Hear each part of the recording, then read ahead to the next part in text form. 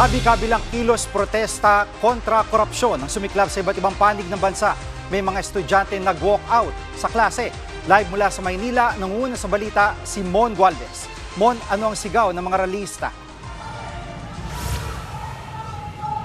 Jiggy, aabot sa 100 mga estudyante ang nagsasagawa ngayon ng kilos protesta dito sa bahagi ng Calo Street sa Maynila.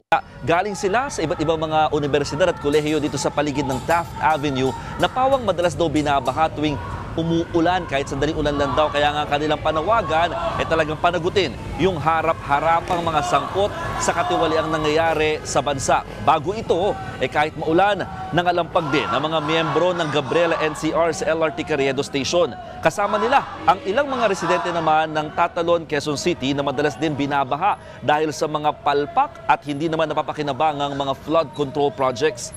Habang sa UP Diliman, sabay-sabay na nag-walk out sa kanilang klase ang mga estudyante. May basbas yan ng pamunuan ng universidad. Pakinggan natin ang pahayag ng University Student Council Chairperson ng UP Diliman. Somehow na-inspire sila doon sa mga nasabing pagkilo sa Indonesia, sa Nepal. Pero this is a manifestation na galit ang mga scholar ng bayan dahil bukod sa korupsyon ay malala rin po ang pagkupot sa pondo sa edukasyon. Nakakapikon po kasi meron pong bilyon-bilyong kinukorap yung mga pamilya, yung mga contractors, pero bakit kami po sa edukasyon ay binabansot?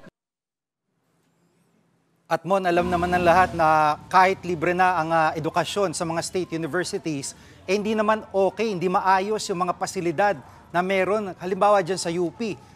Ito ba'y napag-usapan din o nabanggit ng mga estudyante sa kanilang kilos protesta? O Jiggy, may mga gusali pa rin kasi at pasilidad sa UP Diliman na hindi pa rin tapos at talagang nakatiwangwang pa, no? Gaya na lamang sa main library, Abelardo Hall at Faculty Center at newer building naman ng College of Arts and Letters na halos 9 na taon nang pinapatayo. Ang kumpanya raw na mag-asawang Diskaya ang kontraktor ng dalawa dyan.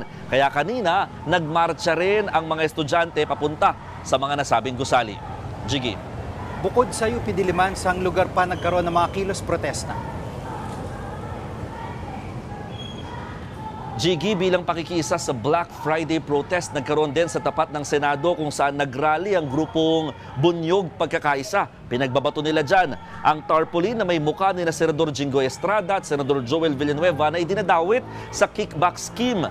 Nag-walk out din sa kanilang klase para mag-rally ang mga estudyante naman sa UP Tacloban. Habang sa Cebu City naman, malawakan din ang kilos protestang isinagawa. Isa-isang ang pinunit ang mga imahe ng mga opisyal at kontraktor na sangkot umano sa korupsyon. Magkakaroon daw ulit ng malawakang kilos protesta sa linggo sa Plaza Independencia. Jiggy, sabi ng mga nagrally, magtutuloy-tuloy daw ang kanilang mga ginagawang kilos protesta ngayong weekend sa iba't ibang panig ng bansa at aaraw-arawin daw nila ito hanggat wala pa ring napapanagot. Balik sa iyo, Jiggy. Yan ang ulat ni Mon Gualvez live mula sa Maynila.